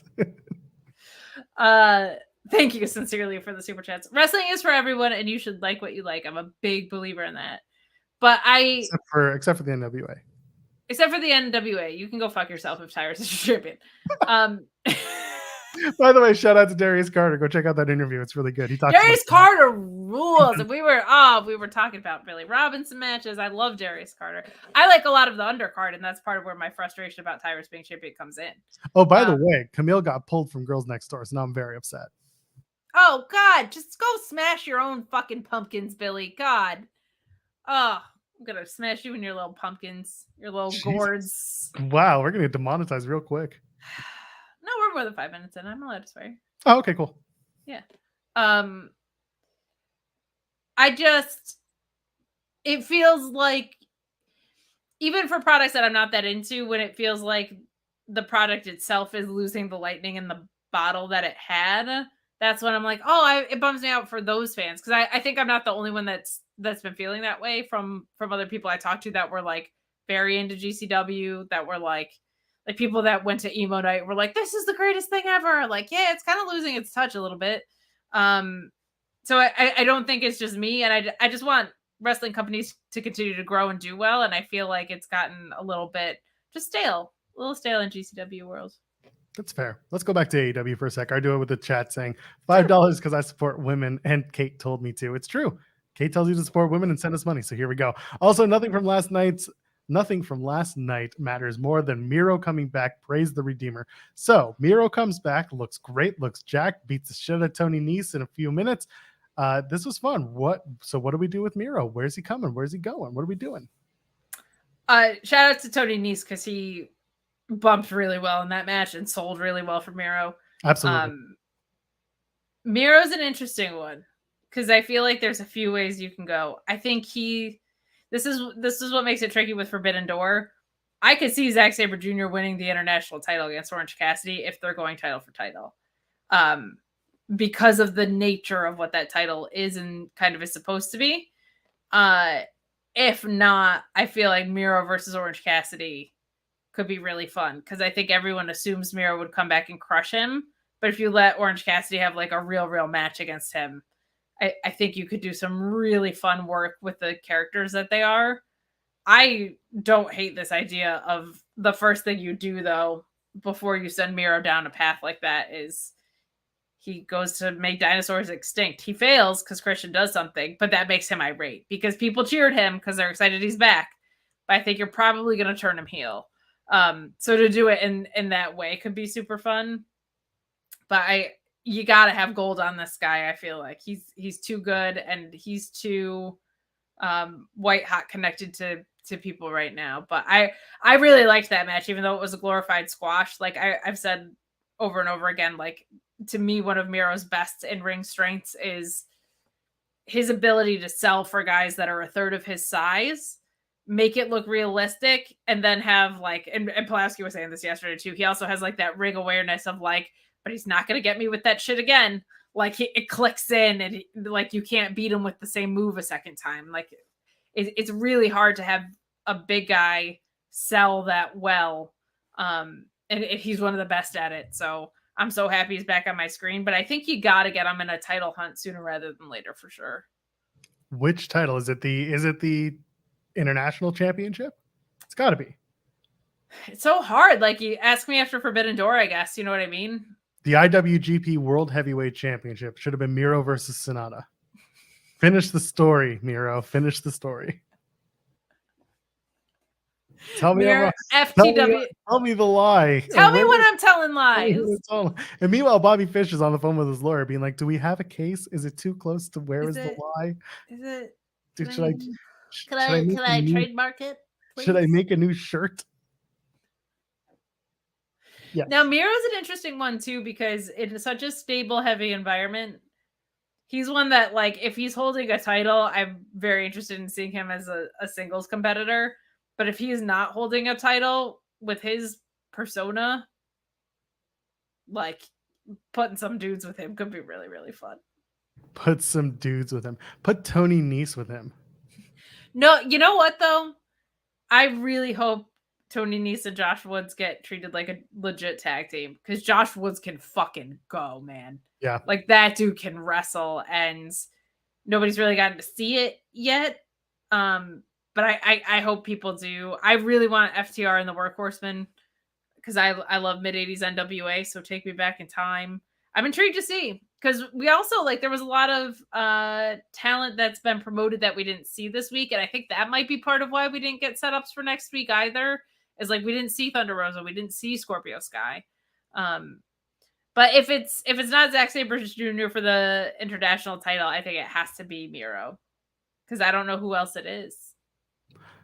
It's true. I don't know either, but I'm looking forward to finding out because it was a good re-debut for Miro. It was well Definitely done. He looks like, even looks for good. Him, yeah. looks good. Looks like he's been keeping up. Looks like he's been getting better. I'm excited. He's a great wrestler. He's a funny ass dude. I'm hoping that whatever he does next makes him happy, makes him a ton of money, and makes fans more excited to see him week by week. So he gets over, and he always does. Kim Gray. Sorry. I just wanted to say, from what Sean said too, it didn't sound like there was any bad blood. It sounded like there was a lot of miscommunication, which is a good thing because if you straighten out the communication, everybody's happy. So that just made me happy to hear that it wasn't like a that doesn't work for me brother situation as much as it sounds like there was some miscommunication between the two sides. So remember, it wasn't Miro who said, "I'm not going to do that," walk into Tony Khan's office promo. That is correct. So which makes him seem like a dick, but then you see the match he put on and you see that they didn't pay off the vignettes, and I'm like, well, the vignette was, we're doing a new show. LOL, see you Saturday. Yeah. Anyway, it was just let's round out the AEW chatter with this and a couple of things. Kim Gray says, I live just north of Tupelo, and the concession stand brawl is history here. And I understand since Double J's dad was Memphis promoter, but why more Jeff Jarrett? So first of all, why more Jeff Jarrett? You, Kim. You can never have too much Jeff Jarrett. Yes, you can. This is too much Jeff Jarrett. It's not. It is. Of all the people that you have to play the best hits of, Jeff Jarrett's not the guy. Like, it's just not. He's not Bret Hart. He's not Shawn Michaels. He's been very fine his whole career. Whenever I'm a student, I like to go back and watch. Nobody has ever said, go check out this Jeff Jarrett match. Not the King of the Mountain. One person told me HBK and Jeff Jarrett, and that was as a troll. Wow, you sure as a troll?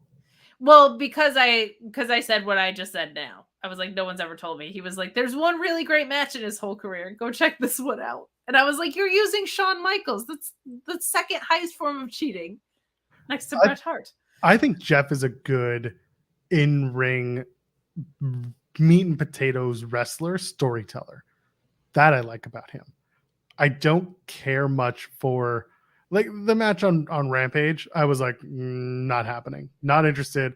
I hate it when referees get in the ring and become wrestlers, and that's not gender non-specific. I don't give a shit if it's Aubrey Edwards. I don't give a shit if it's Earl Hebner. I don't care. I think it's dumb when commentary and when referees get in the ring and have a match. It's not good. That said, when they did the promo on Collision, I was like, this shit's still going. And then I was like, okay, this might be the blow off. And I'm hoping that it is. And it'll be a fun plunder match, and Mark better win. And people will be like, okay, that was fun. Now I hope it's over. And I feel like I've been watching Ric Flair's retirement match for a year. This is the same shit every time. It is so boring.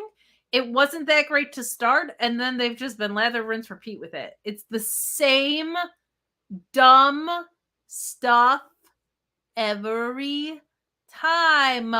We get it. You love to smash people with guitars. We get it. Oh my god, look, Jay Lethal. Oh my god, Karen Jarrett. I know! Yeah, but now he's got red bottom guitars, so they're worth more. So now you're wasting money. Well, yeah, he was always wasting money. He's a waste of TV time too. Get him on my screen. I don't know. I've been mostly entertained when it wasn't that tag match, and I'm looking forward to Wednesday. You know what? I know, but I'm committed to the bit because I'm a well Jeff Jarrett hater. Yes, I am. Someone in the chat was mentioning the RJ City AEW refs. Hey, AEW, did you see this? I did not see this. So he opens it up and just says, Aubrey Edwards says here you're bisexual, and she just loses it. And that's how this whole thing starts. So go watch AEW. I'm trying to convince RJ City to I'm gonna regret this so bad. Eat poutine with me in our underpants.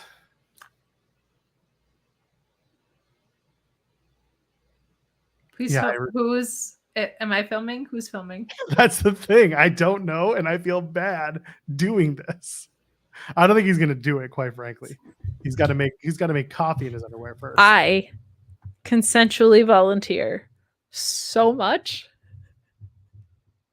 Like so much. Proactively volunteering. Okay? No. To film you two gentlemen eating poutine in your underwear. And I would like full editing capabilities. No. Definitely not. And there will be screenshots. Thank you. Overbooked does need a shorts editor, though. If someone wants to like do it and keep up on it, I need a shorts editor. I need someone to edit shorts from shows that they watch. I am looking forward to onlyjoel.com. I mean, there is onlyshares.com, and I thought that was great. But anyway, let's. But so remember when I said the Double J, the concession stand is probably going to main event Dynamite. I take it back. I just remember that they're doing the tag title shot. Oh, the blind eliminator tourney. Yeah, which by the way is basically just the lethal lottery. That's all it is. So it's just a bunch of random ass tag teams being put together for a match, and I'm sure that whoever wins that is it's gonna be like Swerve and Keith Lee again, and they're gonna get the tag title shot. Man, we had Swerve and Keith Lee, and we had Starks and Hobbs at the same time, and what did they do? Like, ugh. No, Kaden, my job is not to tell you which shorts to make. It's for you to make the shorts. That's how this works. I ain't telling you watch the shows. You make the shorts. Come on. What are we doing here? Actually, it is the other way around. Someone's got to tell them. Anyway, I don't care. Someone's got to do them, and it's not me. So yeah, it's going to be probably lethal lottery style. I am what we would call maxed out. I will not be assisting in any more things. I do enough stuff here. You do. But we were like, hey, you do 5 shows a week. Hey, you do 5 shows a week. Hey, you do 5 shows a week between you and Jeremy. I was like, oh boy, yeah. Yeah, we started putting that together. That was a bad move. And just at Fightful. That's just Fightful. Yeah. Right. All right, let's talk a little WWE before we get out of here, because WWE. Let's specifically SmackDown. Let's talk about that main event. The bloodline is over, Joel. Bloodline is fractured. The bloodline. No, what you in the bloodline? Yeah. The bloodline, as we know it, is over. Cinema, Kate. Cinema and a great Ariana Grande banger that I was just referring to. True. It's a good album. Sweetener's a good album. Yeah. How much was the cinema to you? I would give this a 8 out of cinema. 8 out of cinema in the Tokyo Dome or just on its own? On its own. They were in Lexington. How good can you really be in Lexington? That's a good point. The Lexington Dome? No, thanks. It was great. It was great. It was a very lackluster SmackDown outside of it. No, you didn't love the thing, and then the tag gauntlet was good, but everything else was a 2-minute match and a weak angle. Yeah, it was pretty much just the Bianca promo, and that was it. And Zelina versus Io was like not a match as much as it was to set up the Karrion Kross stuff. I don't know. But it was great. It was great. I don't know why the Roman's coming out with 3 belts. I love it. They're trolling so hard. It's great. All 3 belts he has are undisputed. As he should. He is the undisputed champion of everything.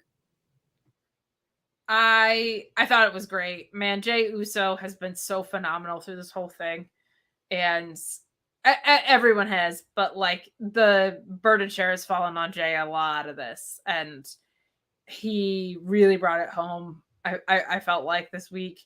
Very intrigued to see what happens with the timing of this, because you and I have been at odds on that. And we're getting, it sounds like, Solo and Roman versus the Usos, which I think is a good intermediate step. But it's just interesting. Like, they're doing a good job with it. I'm less concerned about the pacing now that things have happened. So I'm intrigued to see where it goes, and in a way where I'm like just genuinely intrigued. I don't need to I'm not trying to predict the future, because I think it has to be Jey. Like, I think it would be a big mistake if it wasn't.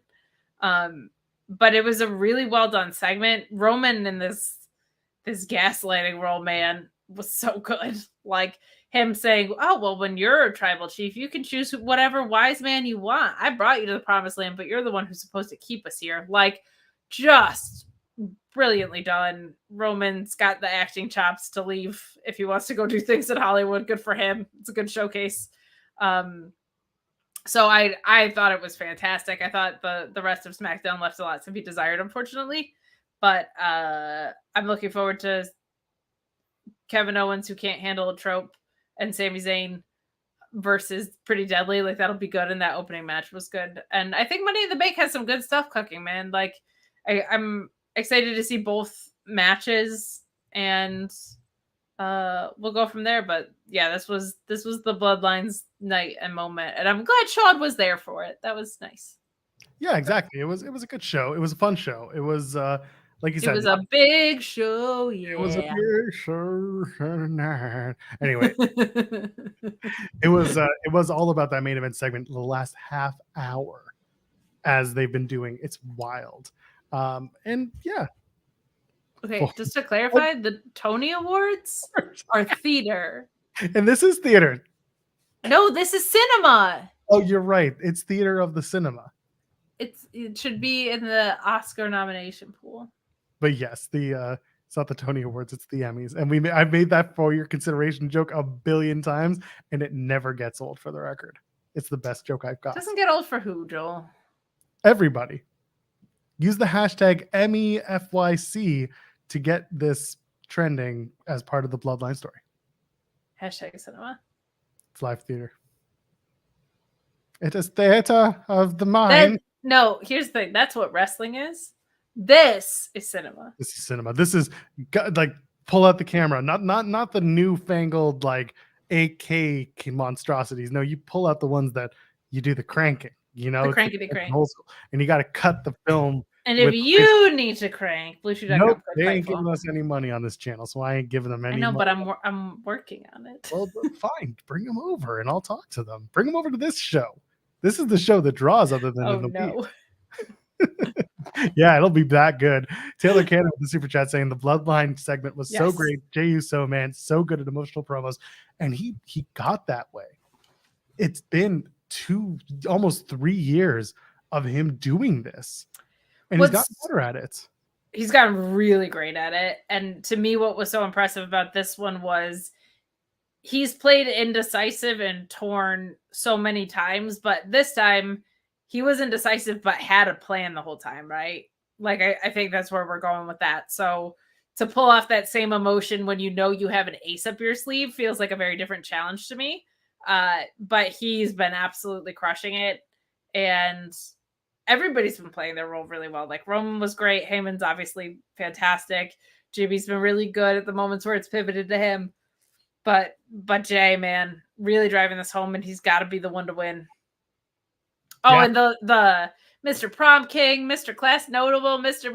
Like, he did a great job of playing both sides of this. Like, if it went either way, I wouldn't have been surprised, which is a really, really, really good mark of the fact that you executed a wrestling promo extremely well. I'll scream it from the top of my lungs like I do every week. Go back to WrestleMania, go back to the press conference. What did Roman say? This story is about elevating my family. The right person to take this title will be from, didn't say from my family. He said the right person to become tribal chief will be from my family. And I thought that just spoke volumes. Because again, we talk about the kayfabe vortex that is the press conference in AEW. In WWE, it is 100% in kayfabe unless you're like Edge. You know, Yeah. like you know what you're getting into with most of these with the WWE press conferences, which they haven't had since WrestleMania. We'll see if they do one at Money in the Bank, but yeah, it's just you can tell. Whereas with AEW, it's a little more confusing, especially when you're in the room. You said you were going to scream that at the top of your lungs. Yeah. Are you also going to run through the halls of your high school? I just found out there's no such thing as the real world. But no, it was a whole show on MTV. Oh, right. The Miz. Yeah. When is the Miz getting his G1? His G1. Miz to the G1? That's Miz versus Shingo? Let's go. Miz versus Sonata? Miz versus Sonata. I told you the whole thing. I told you, man. The Miz comes out and he says, I don't need just 5 guys. I'm just one Miz and the whole crowd just yells back, awesome, in the Tokyo Dome, full to the brim. G1 final. Yes, the Tokyo Dome would yell awesome right at the Miz. 65,000 people yelling awesome at the Miz. Come on. You would do it. I would not. But I will say, I think he could beat Okada because I don't know if you know this, but Bronson Reed beat Okada. I heard that once upon a time, Bronson Reed beat Okada. You know who else beat Okada? Under the radar. Oh, does that happen? Who else beat Okada? Shinsuke Nakamura beat Okada. No. Yes, and Bronson Reed and Shinsuke Nakamura have a match on Monday. So Shinsuke beat Okada. Shinsuke and Sue are basically the founding members of Chaos. Mm-hmm. Basically, Sue beat Okada is what I'm taking away from this. Ran him over with her car. That's how she won the match. This Okada stuff on New Japan is so great. Him hating these youngsters is a blast. New Japan's on fire. Makes me happy. He read the Undertaker's comments and he was like, oh, I can do that. Back when the G1 was numbers and letters and men. We used to get drunk before our G1 match. He just, you know what he did? Okada just went and sat with Stan Hansen for a while because Stan was in Japan recently for a show. I think it was for, oh my God, whose retirement was it? Someone's going to tell me in the chat, but he was there for someone's retirement from AJPW. And Stan Hansen showed up and I was like, oh yeah, no, Okada definitely had dinner with him and like got everything humanly possible that he could use. Oh God, so good. Back, we didn't have ugly TV titles. We had knives. So someone in the chat saying, I'm the Miz and I'm Sugoi. I need the Miz. I need Japanese Miz. I need strong. Miz joins the Bullet Club. The Miz Club. Also the Miz Club. Oh my God. The Awesome Club. Yes, because you got Headbanger Club when he was in it, and you have the Finesse Club, and you have the Ace Club. You need the Awesome Club. You do. Oh my God, be Miz, be Bullet Club. My God. ELP just looks around. What the fuck? Like, why aren't I welcome back here? Anyway. Yeah, so we'll see what the Roman stuff is for Money in the Bank. Like you said, they're doing the Civil War, which I think is absolutely bonkers to call it the Bloodline Civil War, but we're going to be in the UK, so I guess it's okay. I hope he comes out and cuts like a Revolutionary War promo. If he was healthy, you bring out R-Truth in Revolutionary War attire. And he says, 17 years ago. And everyone's like, R-Truth, what are you doing? He's like, I heard it was a Civil War reenactment. And then they're like, no, it's the Bloodline Civil War. And Pitch perfect. Like, oh, my bad. And it's Money in the Bank, too. So he comes out, Revolutionary Guard, with a ladder. And he just pulls out the ladder, climbs to the top, gives the promo. And then here we are. I'm in.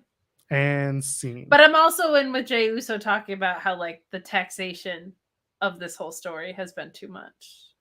And instead of wearing red kicks, they're wearing red coats. I'm here for it. Rick, and then Imperium's just like, they ripped off our gear. They ripped off everything. Fabian Eichner just, or Giovanni Vinci, whatever the fuck he's called now. Just looking around, all confused. Like, what the hell? Someone's in this Churchill hologram doing the war speech. We shall go on to the end. And then everyone thinks it's an Iron Maiden concert because that's how they all start. Anyway. Iron Maiden's playing in the UK. Our friend Val is going to be there. Yeah? Like when? Like that weekend? I don't know. Because it'd be great if they can get a ride with the Iron Maiden plane. Come the Bruce take plane. a ride, take a space ride with the cowboy, baby. Ugh. I don't know where that NSYNC reference came from. But here we are. Anyway. What else do we have to talk about? Next week is going to be weird for us because... So, what do you want to talk about, Joel? Cody Rhodes came out and did something on Raw. Had a match. Set up his match with Dominic, which I'm sure you're super hyped about. It's not just that we're getting Cody Rhodes and Dominic, though it is also that Rhea Ripley has had 11 minutes of ring time since she's been champion. Kate, we need to go back to the Royal Rumble.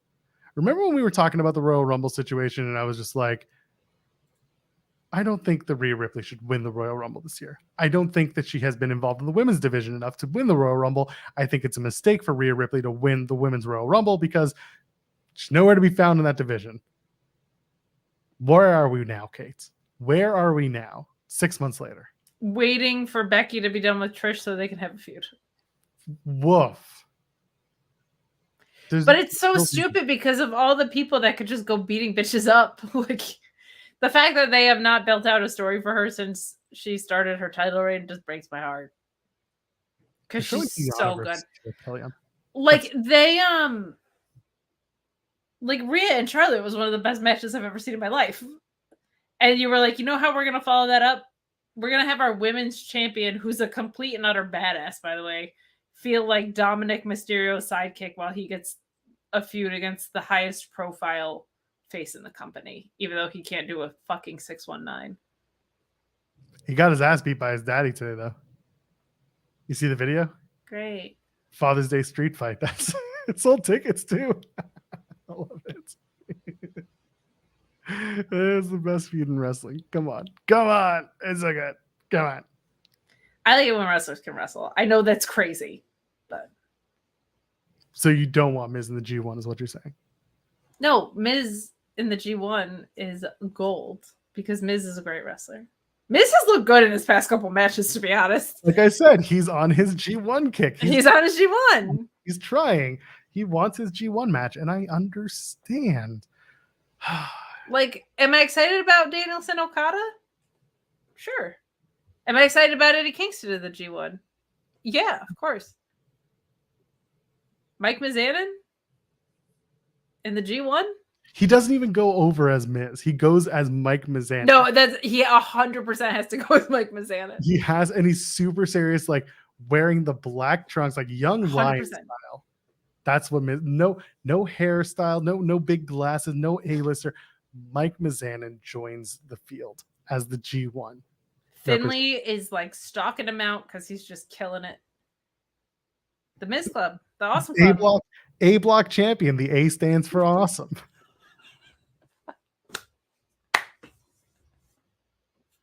He becomes Miz, he's a technical beast. It's right there. Yeah, everyone's Miz goes the distance with Zack Sabre Jr. Right? Obviously, a 15-minute masterpiece. Gets the pin in the 10-man tag. After the G1, where Miz kills it but doesn't win, he dethrones ZSJ for the most technical title in all of wrestling. And then he goes on to the main event. And he wins with the skull crushing finale. There you go. He redeems himself for WrestleMania 27. Oh God, Zack Sabre Jr. losing to the skull crushing finale makes me want to vomit. It sounds like a good time. Come on. Miz, We're so funny. Miz winning the IWGP Championship for Wrestle Kingdom. What a moment Yep. for professional wrestling. Miz versus Sonata. I'm telling you, man. The promo Eventually fight- sets up Miz versus Ospreay, obviously. Yes, it does. It ends with Miz holding all of the IWGP championships. He's doing the Triple H pose, but he's got all the belts. He's doing the Ultimo Dragon, the 9 titles. Come on. Yeah. Oh my god. And then Will Ospreay shows up and goes, tiny balls. And that's it. And Miz just becomes Mike Mizan and then transforms into the Miz. That's it. It's a It's tiny perfect.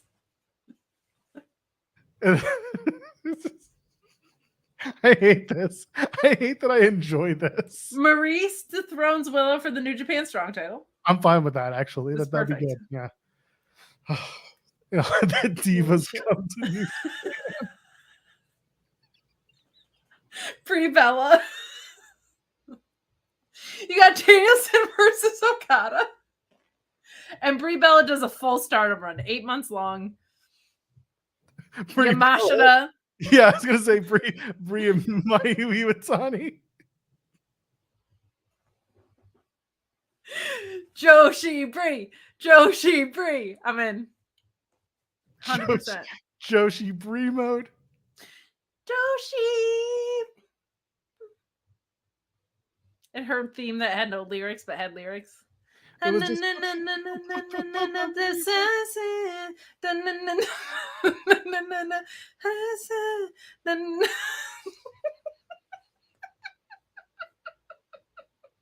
Sports Entertainment New Japan. This is why CM Punk was in the parking lot, guys. This is why he was mending fences with The Miz. Look, man, I beautiful. know we've had our problems, but I've got the greatest pitch for you. I've got a great idea. It's something that people want. This is not about me. The world has been clamoring for The Miz versus Bryan Danielson. New Japan Strong. New Brie mode is Ichiban mode. Oh no, that's so good.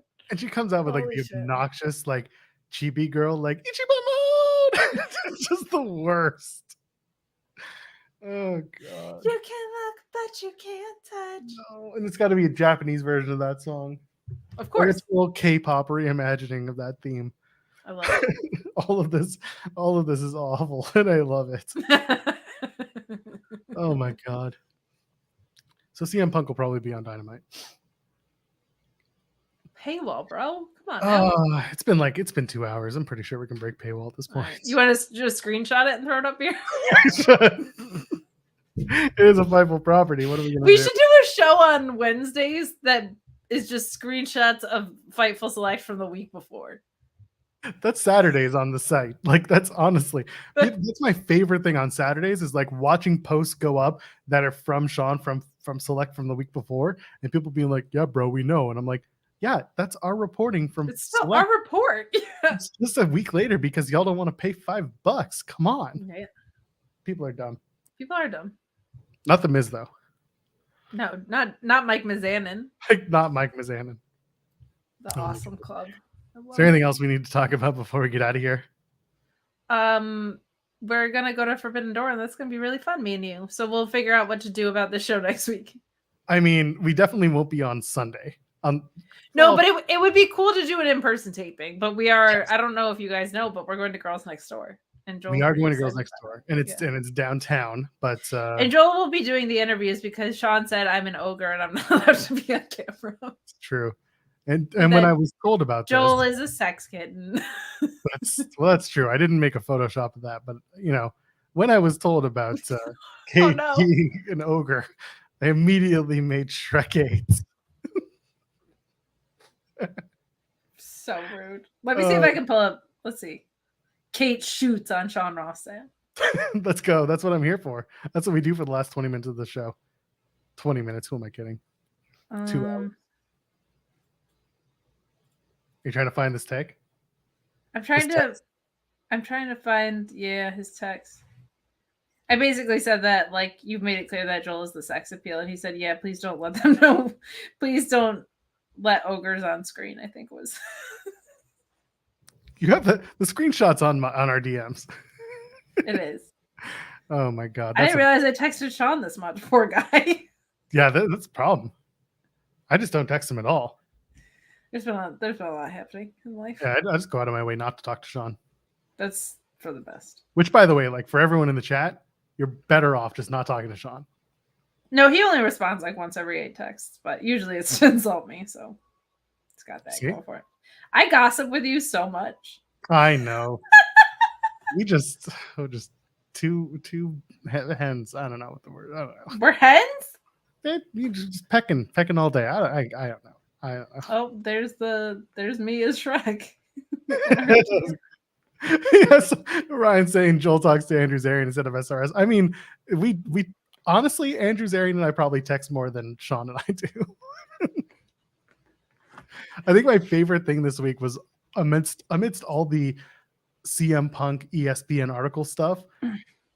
I think I said this on Twitter. I was like, I didn't realize it until I had just emailed Wade Keller about something completely different. And he was in the midst of like everyone just attacking him. But I don't think people really understand. I'm going to let everyone in on a secret. That's really not a secret at all. Wade Keller is extremely offline.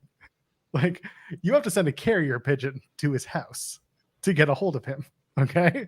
That's Wade. Oh, that was great. I'm approved for Forbidden Door, so if we need to coordinate beforehand, let me know. I know Joe has done these before and is the eye candy. So, yes, let him talk. I don't want them thinking we employ ogres. You see? Thanks, Sean. Ogres. But he was being complimentary because ogres have layers. I don't think he was being complimentary. I don't think so either. I was just trying to make you feel better, spare feelings and all that. Because before that, he said I wasn't pretty enough to be on camera, even though I'm on his channel 5 nights a week, but it's fine. That's true. When that happened, I thanked him. Sent him a nice message and everything. Thought about a charcuterie board, and I thought it was too on the nose. He goes, because I was like, if WrestlePro, which is a great promotion out of Jersey, and the school is based in Long Island, sometimes they get big names. And I was like, I know Joel does it with Greektown. If you want interviews, let me know. I can try and do a similar thing. And he said that I wasn't hot enough to be on camera, basically, and that Joel was. So it's because I got Tim. Tim does a really good job of like of your makeup, pretty. Yeah, of your hair and makeup. Yeah, I mean, look, the way I look right now is not how I'm going to look when I see you next week. Like, ooh, are you getting your lashes done? I'm getting my lashes. I already have a long lashes. It just comes with the territory. Do you really? Born this way. Yeah, I do. You'll see my kid has long lashes. You'll be like, what the hell? Yeah, got that from buddy. Yeah, it's gonna be fun. But yeah, haircut. I gotta get my beard trimmed. I gotta make. Hey, you know what you should do? What's that? Get them all cut. That ends our show for the evening. Hey, if you're gonna be at Forbidden Door, say hi. Yes, please. Joel's going to be wearing a different black t-shirt. Yes. Very possible. At the shows, I will not be going in a black t-shirt. I will wear one underneath, but I will wear something over it because just make sure that there's no wrestling brands on your shirt. Yes, I'm a very serious. I mean, I've got 4 of those shirts. I have 4 shirts. Like, that's it. You have 4 shirts in your whole wardrobe? No, that's a lie. I have 4 wrestling shirts. I have 6 wrestling shirts in my wardrobe for touring, but I don't tour anymore. So what does it matter? There you go. Anyway, yeah, we'll be there. I'd like to do something live. We'll talk about it. We'll figure it out. But there's so much stuff going on. If you are in Toronto, please come and say hi to us. We'd love to meet you. Love to see you. Love to hang out with you. Yeah, there's a ton of stuff, and we'll be all. You can give us money in person. I will take your money in person. And because Canada doesn't have dollar bills, you start at $5 bills. Don't give me change. Just give me dollar to give me $5 bills. Just $5. Just 5 guys, just 5 Jews, just $5. Give me just $5. Not counterfeit ones. Honestly, they're pretty hard to do that with now. Joel, before we sign off, who is your pick for the G1 and why is it the Miz? It's always the Miz. It's always been the Miz. The Miz deserves the world. No, it's because he's awesome. No, it's because he's Shigoi. Because Ichiban mode. Breeze Ice Ribbon Extravaganza. Can't wait. I am all about it. All right, let's get out of here. I think it's time. We've hit that moment. Once we got Miz winning the G1, it's probably time to sign off. No, are you kidding me? That's when shit picked up. You're gonna be listening to this like in audio and just be like, "Oh my god, that's incredible." I'm gonna tweet about this right now. Joel and I booked the Miz to win the G1. Watch our I show. should just wear Miz t-shirts the entire weekend. Yes, I have not a shred of Miz paraphernalia. we can make one. I don't want to do that. My friend made me one when we went to the Royal Rumble in Phoenix in 2019, but it wasn't like a specific wrestling like WWE one. It was for a different show. We called it Thank Mimosa God. Mania because we were going to an all-you-can-drink mimosa show the morning of I was like, Samoa Joe one? Royal Rumble. No, it was we were. And it had like the company, I think it was SCW, it was Sororan Championship Wrestling. It was like their last show ever. It was a big charity show. Long story short, like it had Mimosa Mania. We got way too drunk at like 10 a.m. and then we went next door to Chase Field where the Royal Rumble was happening. We were just so, God. You were a white girl. Yeah, we Congrats. were white girl wasted. Love that for you. And then we had chicken tenders that were very, very overpriced. We did not get them during the women's match. I was gonna We say got that them- sounds controversial. Yes, we got them during a different match. Don't ask me which one because I was white girl wasted. Love that for you. I love that for me Almost too. as much as I love Miz winning the best of the Super Juniors. Oh, now he's doing best of the Super Juniors? Yeah. Holy shit, he's doing everything. Breaking news here on Fightful Overbooked. Wow. Oh, if we do interviews, if I am doing an interview, can I throw it back to you in the studio? 100% yes. I'm not going to edit it back in the studio. It's just going to be awkward. Hi, Joel. I'm standing here with Action Andretti. It sounds awful for everybody. I don't even think AEW is going to do any press availability anymore. I think it's just going to be the press conference. Miz and Tag. I'm Who one is Miz's tag partner? for creating opportunities. Fair. Talk to Will Washington. Who will be Miz's tag team partner in Tag League? Ooh, who's already like in New Japan? Fred Rosser. But No, it's gotta be. But Miz keeps calling him Darren Young. And that's the bit. Miz and A-Rye. I don't want to do A-Rye because I don't want to say it to his effing face. No, it's gotta be someone. It's gotta be someone that's in New Japan. I feel like already. Like Miz has to come into New Japan. Miz and Tanahashi. Like Bad Luck Fale. Miz and Doug's Folly. Let's go. Miz and Evil sounds just awful. Miz and Dick Togo. Oh my god! Just already its own House of Torture right there, buddy. House of Miz. He starts House of Miz. Johnny New Goto. It's Johnny New Japan. New Japan. That's it. But he calls himself either Johnny Nuge or Johnny Ishiban. What about Master Wato and the Miz? Better than that, what about Miz and can't say Great O'Con? Miz and Red Narita. There it is. Found it. We're good. Miz Ren Narita. Oh Miz my God. Narita. No, it's Miz and Yuji Nagata. Miz There you go. and Eugene, I'll take it. But he keeps calling him Eugene Agata. End the show. We're done. Miz and Suzuki is also a good shout. And every time they lose, Suzuki just Ishii. Ishii. Miz and Tomohiro Ishii is pretty good. They're about the same height. There you go. All right, let's get out of here. Plug the stuff. Let's go home. Hey, I'm on a bunch of shows on Fightful most days of the week, except for Wednesdays where I'm at the Mark Order podcast, and Sundays I'm on this channel doing this with Joel, except for next Sunday where I'm going to be at Forbidden Door. So there you go. That's what is happening. I am Follow all me over- at Escape Babe. Yes. Thank you. Are you done, Miss Kate Fabe? Go follow Kate. Fightful Overbooked, drop a thumbs up on the video. Hey, if you haven't subscribed yet, subscribe to us here at the channel. We're growing finally, and it rules.